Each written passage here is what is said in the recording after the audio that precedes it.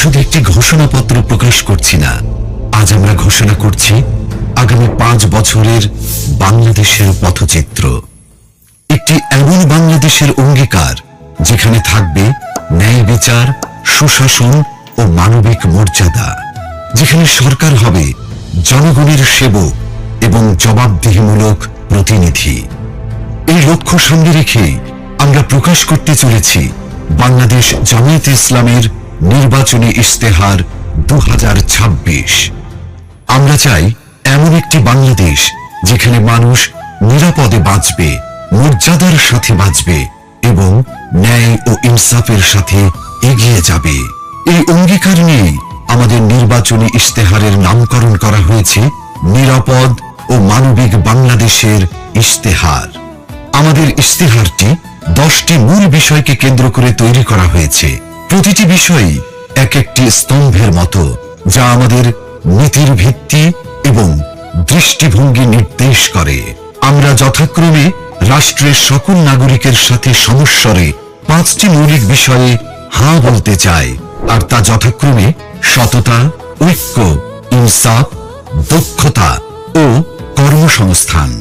যেভাবে কিছু বিষয়ে আমাদের অবস্থান স্পষ্টভাবে হাঁ এর পক্ষে, ঠিক তেমনি 5টি বিষয়ে আমাদের অবস্থান দ্ব্যর্থহীনভাবে না। আমরা শক্তভাবে না বলতে চাই দুর্নীতি, ফ্যাসিবাদ, আধিপত্যবাদ, বেকারত্ব ও চাঁদাবাজিকে। এই 10টি বিষয়ে আমাদের অবস্থান নির্ধারণ করে দেয় আমাদের দৃষ্টিভঙ্গি, আর এই দৃষ্টিভঙ্গিকে বাস্তবে রূপ দিতে বাংলাদেশ জামায়াতে ইসলামী আগামী 5 বছরের সরকার পরিচালনায় 26টি বিষয়কে অগ্রাধিকার দেবে। 1. জাতীয় স্বার্থে আপোষহীন বাংলাদেশ। এই স্লোগানের আলোকে স্বাধীনতা, সার্বভৌমত্ব ও জাতীয় স্বার্থে আপোষহীন রাষ্ট্র গঠন, ন্যাশনাল ইন্টারেস্ট। 2. বৈষম্যহীন, ন্যায় ও ইনসাফ ভিত্তিক একটি মানবিক বাংলাদেশ গঠন, সোশিয়াল জাস্টিস। 3. যুবকদের ক্ষমতায়ন এবং রাষ্ট্র পরিচালনায় তাদেরকে প্রাধান্য দেয়া, ইউথ ফার্স্ট। 4.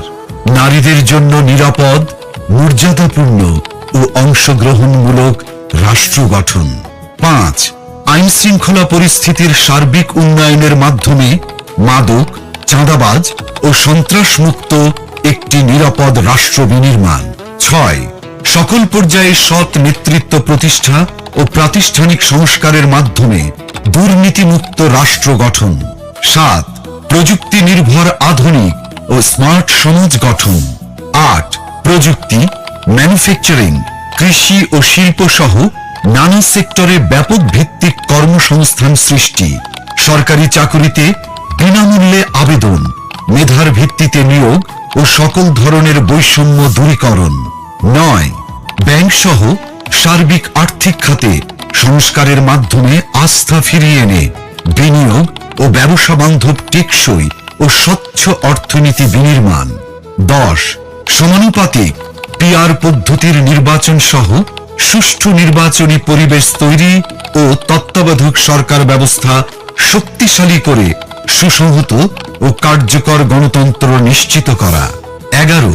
বিগত সময়ে রাষ্ট্রীয় পৃষ্ঠপোষকতায় হওয়া খুন, গুম ও বিচার বহির্ভূত হত্যাকাণ্ডের বিচার ও মৌলিক মানবাধিকার নিশ্চিত করা।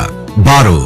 জুলাই বিপ্লবের ইতিহাস সংরক্ষণ, শহীদ পরিবার, আহত ও পঙ্গুত্ব বরণকারী জুলাই যোদ্ধাদের পুনর্বাসন এবং জুলাই সনদ বাস্তবায়ন করা হবে। 13. কৃষিতে প্রযুক্তির ব্যবহার ও কৃষকদের সহযোগিতা বাড়ানোর মাধ্যমে কৃষিতে বিপ্লব সৃষ্টি করা। 14. 2030 সালের মধ্যে সম্পূর্ণ ভেজাল মুক্ত খাদ্য নিরাপত্তা এবং 3-0 ভিশন, পরিবেশগত অবক্ষয়ের শূন্যতা, বর্জ্যের শূন্যতা এবং বন্যা ঝুঁকির শূন্যতা বাস্তবায়নের মাধ্যমে সবুজ ও পরিচ্ছন্ন বাংলাদেশ গড়া। 15. ক্ষুদ্র ও মাঝারি শিল্পের বিকাশের পাশাপাশি ভারী শিল্প প্রতিষ্ঠা, দেশি বিদেশি বিনিয়োগ বান্ধব পরিবেশ নিশ্চিতের মাধ্যমে ব্যাপক ভিত্তিতে শিল্পায়ন ও কর্মসংস্থান তৈরি। 16. শ্রমিকদের মজুরি ও জীবনযাত্রার মান বৃদ্ধি এবং মানসম্মত কাজের পরিবেশ বিশেষ করে নারীদের নিরাপদ কাজের পরিবেশ সৃষ্টি করা। 17 প্রবাসীদের ভোটাধিকার সহ সকল অধিকার নিশ্চিতকরণ এবং দেশ গঠনে আনুপাতিক ও বাস্তবসম্মত অংশগ্রহণ নিশ্চিত করা। 18 সংখ্যাগুরু সংখ্যালঘু মেজরিটি মাইনরিটি নয়, বরং বাংলাদেশের নাগরিক হিসেবে সকলের নাগরিক অধিকার প্রতিষ্ঠা এবং পিছিয়ে থাকা নাগরিক ও শ্রেণীগোষ্ঠীর জন্য বিশেষ সুবিধা নিশ্চিত করা। 19 আধুনিক ও সার্বজনীন স্বাস্থ্যসেবা প্রদান এবং গরিব ও অসহায় জনগোষ্ঠীর জন্য পর্যায়ক্রমে বিনামূল্যে উন্নত চিকিৎসা নিশ্চিত করা। 20 সমসাময়িক বিশ্বের চাহিদাকে সামনে রেখে শিক্ষা ব্যবস্থার মৌলিক সংস্কার এবং পর্যায়ক্রমে বিনামূল্যে শিক্ষা নিশ্চিত করা। 21 দ্রব্যমূল্য ক্রয় ক্ষমতার মধ্যে রেখে স্থিতিশীলতা নিশ্চিত করা এবং অন্যান্য মৌলিক চাহিদার পূর্ণ সংস্থানের নিশ্চয়তা। 22 যাতায়াত ব্যবস্থাকে ঢেলে সাজানো এবং রাজধানীর সাথে দেশের বিভাগীয় শহরগুলোর সড়ক রেলপথের দূরত্ব পর্যায়ক্রমে 2 থেকে 3 ঘন্টায় নামিয়ে আনা, দেশের আঞ্চলিক যোগাযোগ ও ঢাকার অভ্যন্তরীণ যাতায়াত ব্যবস্থায় মৌলিক পরিবর্তন আনা। 23 নিম্ন ও মধ্যবিত্ত পরিবারের জন্য স্বল্প মূল্যে আবাসন নিশ্চিত করা।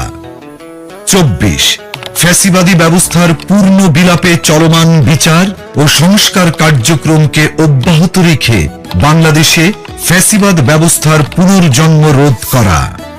25 সার্বজনীন সামাজিক নিরাপত্তা ব্যবস্থা চালু করার মাধ্যমে নিরাপদ কর্মজীবন ও পর্যায়ক্রমে সকল নাগরিকদের আন্তর্জাতিক মানের সামাজিক নিরাপত্তা নিশ্চিত করা।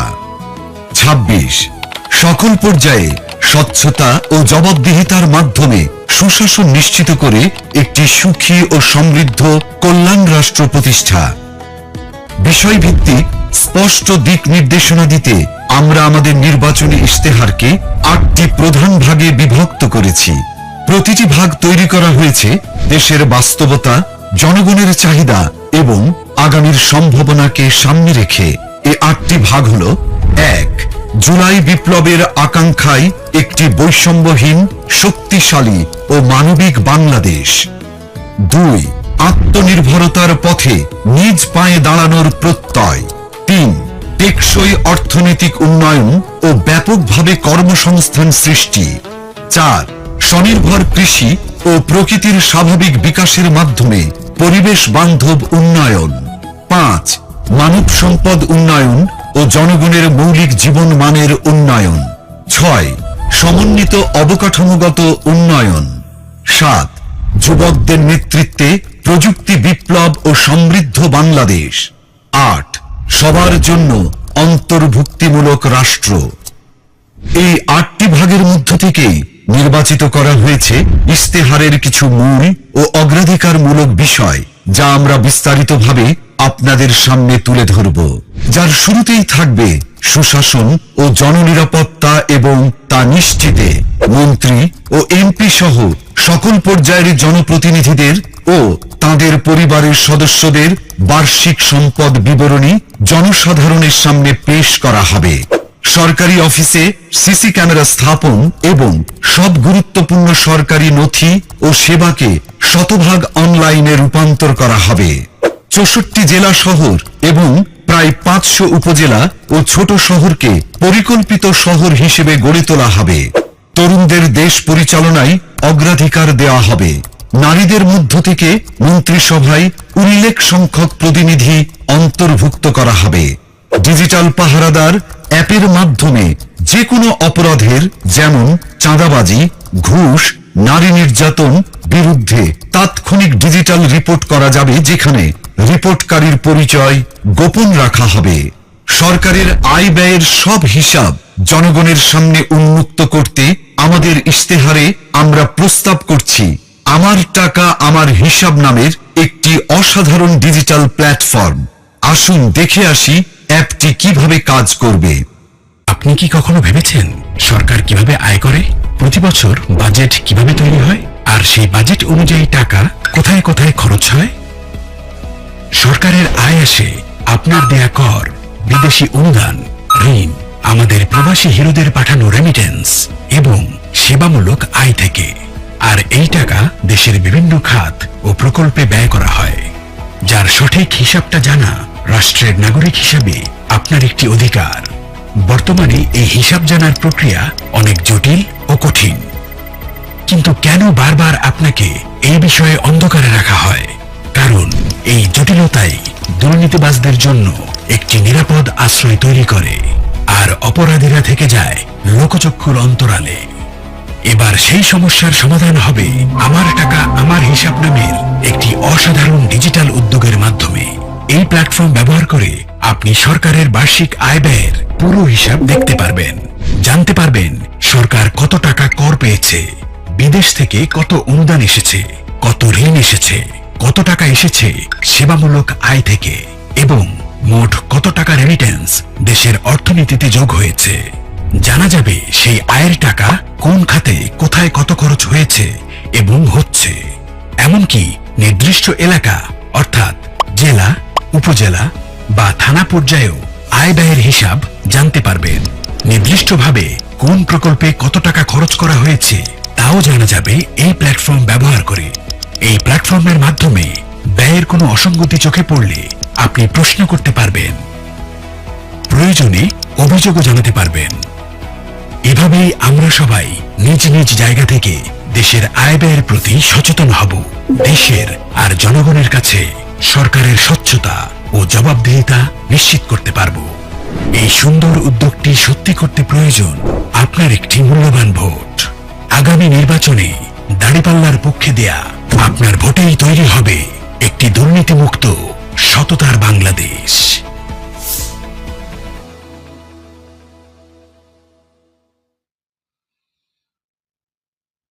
এর পাশাপাশি জননিরাপত্তা নিশ্চিত করার লক্ষ্যে চাঁদাবাজি, দুর্নীতি, সন্ত্রাস ও সামাজিক অপরাধ দমনে আমরা নিয়ে এসেছি ডিজিটাল পাহারাদার অ্যাপ। আসুন এখন অ্যাপটি সম্পর্কে আমরা বিস্তারিত জেনে আসি। প্লে স্টোর বা অ্যাপ স্টোর থেকে ডিজিটাল পাহারাদার অ্যাপটি ডাউনলোড করুন। আপনার ফোন নাম্বার দিয়ে রেজিস্ট্রেশন করুন। 6 সংখ্যার গোপন পিনটি সেট করুন। কোন ধরনের অভিযোগ দিতে চান তা সিলেক্ট করুন। অভিযোগের প্রমাণ সংযুক্ত করার জন্য ছবি, ভিডিও, অডিও রেকর্ড করুন অথবা মেসেজ টাইপ করুন। অভিযোগটি পূর্বে রেকর্ড করা থাকলে ছবি, ভিডিও, অডিও আপলোড করুন। আমি উপরের শর্তাবলী পড়েছি, এই লেখাটিতে টিক মার্ক দিন, তারপর জমা দিন বাটনে ক্লিক করুন। অভিযোগের 24 ঘন্টার ভেতরে দ্রুততম সময়ে ব্যবস্থা গ্রহণ করা হবে। আপনার অভিযোগটির অগ্রগতি অ্যাপটির মাধ্যমে ট্র্যাক করতে পারবেন। অভিযোগটির সর্বশেষ তথ্য আপনাকে SMS এর মাধ্যমে জানানো হবে। চাঁদাবাজি এর পাশাপাশি দুর্নীতি, ঘুষ, মাদক, সন্ত্রাস, বুলিং বা ইফটিজিং ও অপহরণ সংক্রান্ত অভিযোগ দিতেও অ্যাপটি ব্যবহার করতে পারবেন। অভিযোগকারীর নিরাপত্তা নিশ্চিত করার জন্য পরিচয় গোপন রাখা হবে। এখন আমরা আলোচনা করব অর্থনীতিকে শক্তিশালী করতে আমাদের প্রস্তাবিত কর্ম পরিকল্পনা নিয়ে। 2040 সালের মধ্যে আমরা বাংলাদেশের অর্থনীতিকে $2 ট্রিলিয়ন উন্নীত করব, যেখানে মাথাপিছু আয় দাঁড়াবে $10,000। কর্পোরেট ট্যাক্স পর্যায়ক্রমে 20% এর নিচে নামিয়ে আনা হবে। বাংলাদেশের সকল ইসলামী ব্যাংক ও বীমা খাতের বিকাশে সহায়তা করা হবে। বিদেশে পাচারকৃত অর্থ ফেরত আনার লক্ষ্যে কার্যকর ব্যবস্থা গ্রহণ করা হবে। করমুক্ত আয়ের সীমা ক্রমান্বয়ে বৃদ্ধি করে 6 লাখ টাকা পর্যন্ত উন্নীত করা হবে। অর্থনৈতিক কর্মকাণ্ড গতিশীল করার মাধ্যমে জিডিপি প্রবৃদ্ধির হার ক্রমান্বয়ে 7% উন্নীত করা হবে। আমাদের ইস্তেহারের আরেকটি অন্যতম প্রধান অগ্রাধিকার যুব সমাজ ও কর্মসংস্থান। কারণ বাংলাদেশের এই তরুণদের দক্ষ ও কর্মক্ষম করে তুলতে পারলে বাস্তবায়িত হবে সমৃদ্ধ বাংলাদেশের স্বপ্ন। 5 বছরে 1 কোটি তরুণ তরুণীকে দক্ষতা ও প্রযুক্তি নির্ভর আন্তর্জাতিক মানের প্রশিক্ষণ দেওয়া হবে। কর্মসংস্থান না হওয়া পর্যন্ত ন্যূনতম 2 বছরের জন্য শিক্ষিত বেকারদের মাসে 10,000 টাকা করে কর্জে হাসানা সুদমুক্ত দক্ষতা উন্নয়ন ফি দেওয়া হবে। দক্ষতা যেমন বিদেশি ভাষা, আইটি, কম্পিউটার মেগা উন্নয়ন করলে কলেজ থেকে বিশ্ববিদ্যালয় পর্যন্ত প্রতি ছাত্রকে ফি প্রদান করা হবে। দক্ষতা প্রকল্পের মাধ্যমে সরকারি ব্যবস্থাপনায় জেলাভিত্তিক human skill development zone SDZ গঠন করে বিনামূল্যে প্রয়োজনীয় প্রশিক্ষণ প্রদানের মাধ্যমে যুব সমাজকে দক্ষ মানব সম্পদে রূপান্তর করা হবে। আসুন দেখে আসি দক্ষতা অ্যাপটি কিভাবে কাজ করবে। দক্ষতা অ্যাপটি প্লে স্টোর বা অ্যাপ স্টোর থেকে ডাউনলোড করো অথবা ওয়েবসাইটে ভিজিট করো। নির্ধারিত ফর্মে পরিচয়, ঠিকানা, শিক্ষাগত যোগ্যতা এবং পছন্দের দক্ষতা সিলেক্ট করো ও অন্যান্য তথ্য দিয়ে রেজিস্ট্রেশন করো। অ্যাপ থেকে কনফার্মেশন পেজে দেওয়া তথ্য অনুযায়ী নির্ধারিত তারিখে ও স্থানে প্রয়োজনীয় সকল কাগজপত্র সহ উপস্থিত থাকো। নির্ধারিত স্থানে বিশেষজ্ঞদের পরামর্শে তোমার প্রশিক্ষণের বিষয় নির্ধারণ করা হবে এবং তোমার ভর্তি প্রক্রিয়া সম্পন্ন করা হবে। প্রশিক্ষণের সময়ে প্রশিক্ষণের খরচ, থাকা খাওয়ার খরচ এবং সম্মানী সরকার বহন করবে। প্রশিক্ষণ শেষে চাকরি, ক্ষুদ্র ব্যবসা, বিদেশ গমন ও অন্যান্য কর্মসংস্থানের উদ্যোগ গ্রহণে সরকার সহযোগিতা করবে। দক্ষতা অ্যাপের মাধ্যমে তুমি শিখবে এবং শিখতে শিখতেই শুরু হবে তোমার কর্মজীবন। বাংলাদেশ জামায়াতে ইসলামী বিশ্বাস করে নারীর সম্মান ও নিরাপত্তা সমাজের নৈতিক ও সামাজিক উন্নয়নের মূল ভিত্তি। তাই সুষ্ঠু কর্মপরিকল্পনার মাধ্যমে আমরা তাদের সুরক্ষা, মর্যাদা ও সমান সুযোগ নিশ্চিত করতে চাই। নারীর সম্মতি অধিকার রক্ষায় সম্মতি সুরক্ষা কমিটি গঠন করা হবে। নির্যাতিত নারীর সকল প্রকার আইনি, মানসিক, আর্থিক সহায়তার জন্য প্রতিটি জেলা সদর হাসপাতালে ওয়ান স্টপ ক্রাইসিস সেন্টার স্থাপন করা হবে। কর্মক্ষেত্রে ডে কেয়ার সেন্টার উল্লেখযোগ্য পরিমাণে বাড়ানো হবে। নারী চলবে নির্ভয়ে লক্ষ্য বাস্তবায়নে 1. নারীদের জন্য আলাদা বাস সার্ভিস পিক আওয়ারে। 2. গণপরিবহনে সিসি ক্যামেরা স্থাপন। 3. মেট্রো রেলে আলাদা কম্পার্টমেন্ট চালু। 4. ইমার্জেন্সি কল নম্বর চালু করা ও 5. নারীর নিরাপত্তায় ইমার্জেন্সি সেল স্থাপন সহ আরো অনেক কিছু। আমার আয়ের সংসার প্রকল্পের মাধ্যমে গ্রামীণ নারীদের কর্মসংস্থানের সুযোগ সৃষ্টি করে স্বাবলম্বী করা হবে। এবার আমরা জানাবো আমাদের আয়ের সংসার প্রকল্পের মাধ্যমে কিভাবে নারীদের স্বাবলম্বী ও উৎপাদনশীল করা হবে। বাংলাদেশের গ্রাম কেবল প্রাকৃতিক সৌন্দর্য, দেশীয় সংস্কৃতি বা আবেগের কেন্দ্রবিন্দু নয়, বরং এটি আমাদের জাতীয় অর্থনীতির অন্যতম প্রধান চালিকা শক্তি। 2022 সালের আদমশুমারি অনুযায়ী বাংলাদেশে 5.5 কোটিরও বেশি নারী গ্রামীণ জীবনযাপন করেন। গ্রাম বাংলার এই বিশাল নারী জনগোষ্ঠী একটি নীরব শক্তি।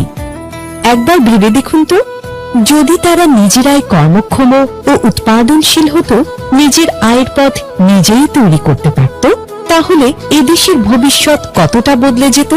এই অপার সম্ভাবনাকে সত্যি করতেই বাংলাদেশ জামাতে ইসলামী পরিকল্পনা করেছে আমার আয়ের সংসার নামের একটি প্রকল্প। এই প্রকল্পের অধীনে গ্রামীণ নারীদের স্বাবলম্বী করে গড়ে তোলা হবে এবং সম্মানজনক জীবনযাপনে উদ্বুদ্ধ করা হবে। এই প্রকল্পের আওতায় একজন নারীকে আমরা কোনো ভাতা প্রদান করব না, বরং তার দক্ষতা ও পছন্দের উপর ভিত্তি করে প্রস্তুত করব সম্মানজনক কর্মক্ষেত্র। এই প্রকল্পে থাকবে হাতের কাজ ও সেলাই, অনলাইন ফ্রিল্যান্সিং, উঠান কৃষি, হাঁস মুরগির খামার, গবাদি পশুপালন, মাছ চাষ ইত্যাদি। এই প্রকল্পের মাধ্যমে আমরা একজন নারীকে প্রয়োজনীয় কারিগরি প্রশিক্ষণ দেব এবং ব্যবসা শুরুর সকল উপকরণ তুলে দেব তার হাতে। সেই সাথে বছর জুড়ে প্রকল্প পর্যবেক্ষণে নিশ্চিত করব যেন নারীর স্বাবলম্বী হবার এই যাত্রায় কোনো প্রতিবন্ধকতাই বাধা হয়ে দাঁড়াতে না পারে।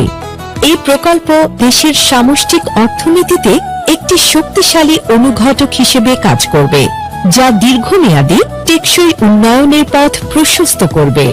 রাসূলুল্লাহ সাল্লাল্লাহু আলাইহি ওয়াসাল্লাম বলেছেন, উপরের হাত নিচের হাতের চেয়ে উত্তম, অর্থাৎ হাত না পেতে নিজে উপার্জন করে অন্যকে সাহায্য করার প্রতি তিনি আমাদের উৎসাহিত করেছেন। এই আদর্শকে বুকে ধারণ করে বাংলাদেশ জামাতে ইসলামী এদেশের গ্রামীণ নারীদের জন্য আমার আয়ের সংসার প্রকল্পটির পরিকল্পনা গ্রহণ করেছে। আর এই সুন্দর উদ্যোগটি সত্যি করতে প্রয়োজন আপনার একটি মূল্যবান ভোট। আগামী নির্বাচনে দাঁড়িপাল্লার পক্ষে দেয়া আপনার ভোটেই তৈরি হবে একটি উৎপাদনশীল এবং সমৃদ্ধ বাংলাদেশ। চলো একসাথে গড়ি বাংলাদেশ। এখন আমরা স্বাস্থ্য ও পরিবার কল্যাণ বিষয়ে বাংলাদেশ জামায়াতে ইসলামের কর্ম পরিকল্পনা সম্পর্কে জানব। 5 বছরের নিচে ও 60 বছরের উপরে সবাইকে বিনামূল্যে স্বাস্থ্য সেবা দেওয়া হবে। স্বাস্থ্য খাতে বাজেট পর্যায়ক্রমে 3 গুণ করা হবে। সবার জন্য স্বাস্থ্য সেবা নিশ্চিত করতে পর্যায়ক্রমে জাতীয় স্বাস্থ্য বীমা, ন্যাশনাল হেলথ ইন্স্যুরেন্স এবং ডিজিটাল হেলথ কার্ড চালু করা হবে। প্রথম 6 মাস থেকে 1 বছরের মধ্যে বর্তমান সরকারি হাসপাতালের স্বাস্থ্যসেবা যোগ্যতার শতভাগে উন্নীত করা হবে। 300টি অত্যাবশ্যকীয় ঔষধ EML নিয়ন্ত্রিত এবং ন্যায্য মূল্যে প্রদান করা হবে। ধাপে ধাপে 500টিতে উন্নীত করা হবে। বাংলাদেশে একাধিক আন্তর্জাতিক মানের মডেল হাসপাতাল চালু করে মেডিকেল ট্যুরিজমকে ব্র্যান্ডিং করা হবে। উল্লেখিত বিষয়গুলো সহ আমাদের সার্বিক কর্মপরিকল্পনা সম্পর্কে সকলকে বিস্তারিতভাবে জানাতে ও আমাদের ইস্তেহারকে জনগণের হাতে হাতে পৌঁছে দিতে আমরা তৈরি করেছি চলো একসাথে গড়ি বাংলাদেশ ওয়েবসাইট, যেখানে আমাদের সকল অঙ্গীকার ও পরিকল্পনা উপস্থাপন করা হয়েছে। আগামী নির্বাচনে দাঁড়িপাল্লার পক্ষে দেওয়া আপনার মূল্যবান ভোটেই তৈরি হবে একটি নতুন বাংলাদেশ। চলো একসাথে গড়ি নিরাপদ ও মানবিক বাংলাদেশ।